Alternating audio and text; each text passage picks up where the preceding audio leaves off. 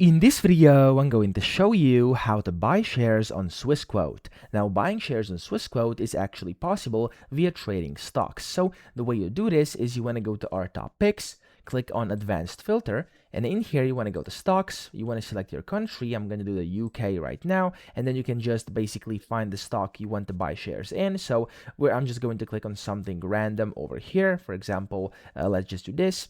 And over here, when you click it, you then have a few options. You could pop it up on your chart behind you over here, or you could just go directly to trading. So of course, up to you. If you have on your chart over here, you can also click on this button up top to open up the new order. Make sure you have the correct thing selected, and then here you could either do an immediate order or the advanced order. That's completely up to you. You can select the amount here, and then the buy or sell button, set take profits or stop losses, or a trailing stop if you want to, and then you can just click on the place buy order over here, and it's going to go through, and you've successfully bought a share or basically bought a stock over here inside Swissquote. So that's how to do it. I hope this video helped you out. If it did, please subscribe to the channel and help me out as well.